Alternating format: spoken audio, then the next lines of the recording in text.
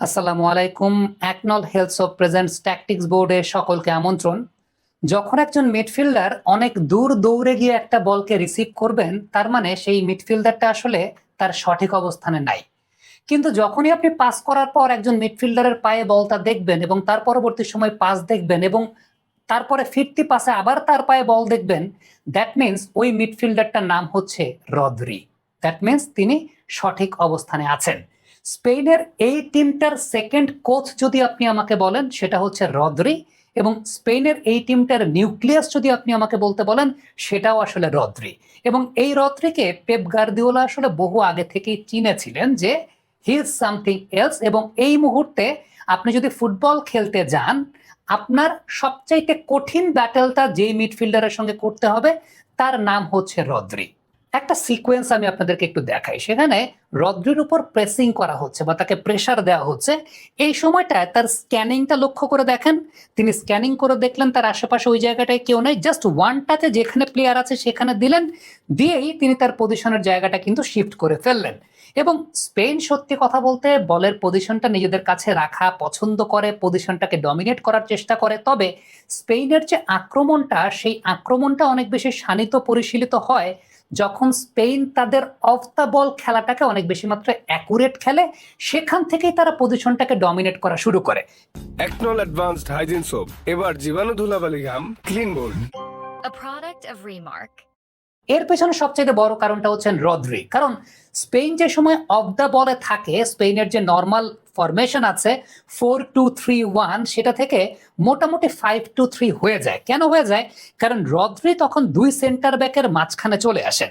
Rodri দুই centre ব্যাকের মাঝখানে চলে আসাতে লাপোর্তে তখন উপরে ওঠার সুযোগ পান এবং কুকুরিয়া মোটামুটি ওই জায়গাটায় পুরোপুরি আনমার্ক থাকেন এবং তার জন্য একটা ফ্রি স্পেস ক্রিয়েট হয় মাঠের এই প্রান্ত থেকে ওই প্রান্তে দৌড়ানোর জন্য। এবং মাইন্ড ইট, এই টুর্নামেন্টে স্পেনের হয়ে অফেন্সিভলি ডিফেন্সিভলি বেস্ট প্লেয়ারটার নাম কুকুরিয়া।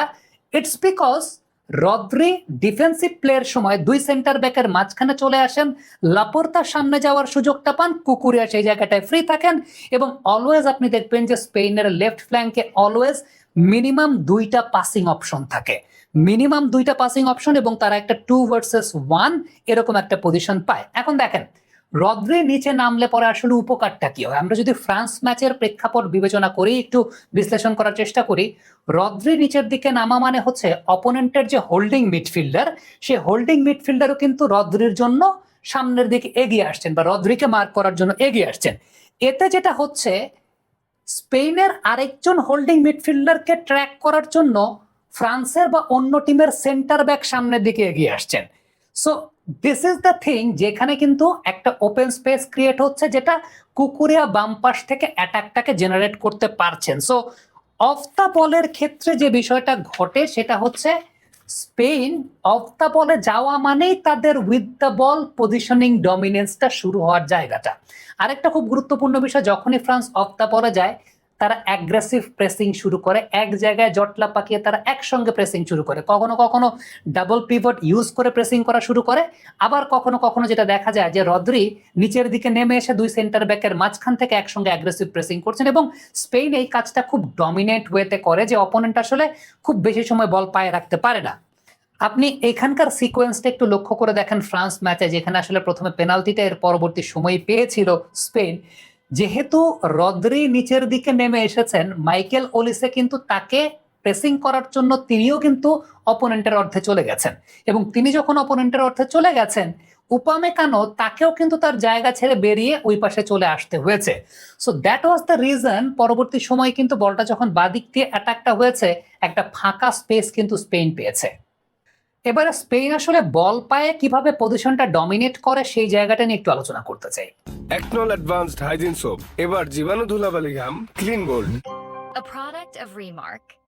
দেখেন, যখন উইথ দ্য বলে স্পেন থাকছে, ওই সময়টাতে রদ্রি যখন নিচের দিকে দুই সেন্টার ব্যাকের মাঝখানে নেমে যাচ্ছেন, সেখানে কিন্তু একটা অপোনেন্টের সঙ্গে 3 ভার্সেস 2 কাইন্ড অফ সিচুয়েশন তৈরি হচ্ছে।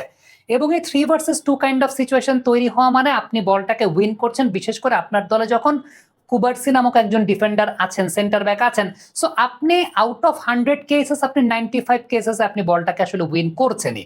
এবং এই উইন করার পর ধরেন রদ্রির কাছে বল, রদ্রি সেটাকে লাপোর্তাকে দিলেন, লাপোর্তা ওই জায়গাটায় বলটা নিয়ে সামনে এগিয়ে গেলে বাম পাশে কুকুরিয়া কিন্তু ফ্রি। সো কুকুরিয়ার কাছে ওই জায়গাটা পাসিং অপশনটা ইজি ক্রিয়েট হয়ে যায়।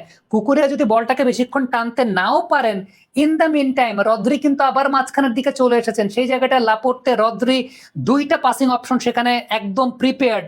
সো রদ্রি সেই জায়গা থেকে ভার্টিক্যাল পাসিং এবং সেই সঙ্গে তার রান সবকিছু মিলিয়ে পেনাল্টি এরিয়ার ভেতর পর্যন্ত কিন্তু সেখানে বল ডেলিভার করতে পারছেন। সো স্পেনের খেলার নেচারটা যেরকমই হোক না কেন, রদ্রি এই টিমটার নিউক্লিয়াস এবং তারা যেভাবে আসলে অ্যাটাক জেনারেট করে থাকেন, উইদাউট দ্য বল যখন তারা থাকেন তখন যেভাবে তারা খেলাটাকে গোছান, এরপর পজিশন ডমিনেশনের যে সময়টাতে, ওই সময়টাতে ultimately under the leadership of Rodri, আমি বলবো যে তাকে এই টিমের আসলে সেকেন্ড কোচটা তিনি, এইভাবেই তিনি কিন্তু অ্যাটাকটাকে জেনারেট করে থাকেন। এখন আর্জেন্টিনার সঙ্গে ম্যাচে ব্যাপারটা কিন্তু অনেকটা বার্সা ভার্সেস বার্সা। সেই ম্যাচে আর্জেন্টিনা আসলে কোন স্ট্র্যাটেজি নিয়ে নামবে সেটা একটা অবশ্যই দেখার বিষয় হবে। তবে এই ম্যাচটাতে আর্জেন্টিনার সবচাইতে বড় প্রতিপক্ষ যদি আপনি আমাকে বলতে বলেন, দুইজন, একজন হচ্ছেন কুকুরিয়া, আরেকজন তো ডেফিনেটলি রদ্রি, যিনি এই জায়গাটাতে খেলাটাকে সাজান। আর কুবার্সি আর্জেন্টিনার সঙ্গে কেমন ডিফেন্ড করেন সেটাও একটা অবশ্যই দেখার বিষয় থাকবে। এই ব্যাপার নিয়ে ডেফিনেটলি ফাইনাল আরও সামনে আছে। Will analyse all this things. Comment বক্সে আপনাদের মন্তব্য মতামত জানতে চাই, লিখে পাঠাবেন। কুবার্সি নামক একজন ডিফেন্ডার আছেন, সেন্টার ব্যাক আছেন। সো আপনি আউট অফ 100 কেসেস আপনি 95 কেসেস আপনি বলটাকে আসলে উইন করছেনই। এবং এই উইন করার পর ধরেন রদ্রির কাছে বল, রদ্রি সেটাকে লাপোর্তাকে দিলেন, লাপোর্তা ওই জায়গাটায় বলটা নিয়ে সামনে এগিয়ে গেলে বাম পাশে কুকুরিয়া কিন্তু ফ্রি। সো কুকুরিয়ার কাছে ওই জায়গাটা পাসিং অপশনটা ইজি ক্রিয়েট হয়ে যায়। কুকুরিয়া যদি বলটাকে বেশিক্ষণ টানতে নাও পারেন, in the meantime Rodri কিন্তু আবার মাঝখানের দিকে চলে এসেছেন, সেই জায়গাটা লাপোর্তে রদ্রি দুইটা পাসিং অপশন সেখানে একদম প্রিপেয়ার্ড। সো রদ্রি সেই জায়গা থেকে ভার্টিক্যাল পাসিং এবং সেই সঙ্গে তার রান সবকিছু মিলিয়ে পেনাল্টি এরিয়ার ভেতর পর্যন্ত কিন্তু সেখানে বল ডেলিভার করতে পারছেন। সো স্পেনের খেলার নেচারটা যেরকমই হোক না কেন, রদ্রি এই টিমটার নিউক্লিয়াস এবং তারা যেভাবে আসলে অ্যাটাক জেনারেট করে থাকেন, উইদাউট দ্য বল যখন তারা থাকেন তখন যেভাবে তারা খেলাটাকে গোছান, এরপর পজিশন ডমিনেশনের যে সময়টাতে, ওই সময়টাতে ultimately under the leadership of Rodri, আমি বলবো যে তাকে এই টিমের আসলে সেকেন্ড কোচটা তিনি, এইভাবেই তিনি কিন্তু অ্যাটাকটাকে জেনারেট করে থাকেন। এখন আর্জেন্টিনার সঙ্গে ম্যাচে ব্যাপারটা কিন্তু অনেকটা বার্সা ভার্সেস বার্সা। সেই ম্যাচে আর্জেন্টিনা আসলে কোন স্ট্র্যাটেজি নিয়ে নামবে সেটা একটা অবশ্যই দেখার বিষয় হবে। তবে এই ম্যাচটাতে আর্জেন্টিনার সবচাইতে বড় প্রতিপক্ষ যদি আপনি আমাকে বলতে বলেন, দুইজন, একজন হচ্ছেন কুকুরিয়া, আরেকজন তো ডেফিনেটলি রদ্রি, যিনি এই জায়গাটাতে খেলাটাকে সাজান। আর কুবার্সি আর্জেন্টিনার সঙ্গে কেমন ডিফেন্ড করেন সেটাও একটা অবশ্যই দেখার বিষয় থাকবে। এই ব্যাপার নিয়ে ডেফিনেটলি ফাইনাল আরও সামনে আছে। Will analyse all this things. Comment বক্সে আপনাদের মন্তব্য মতামত জানতে চাই, লিখে পাঠাবেন।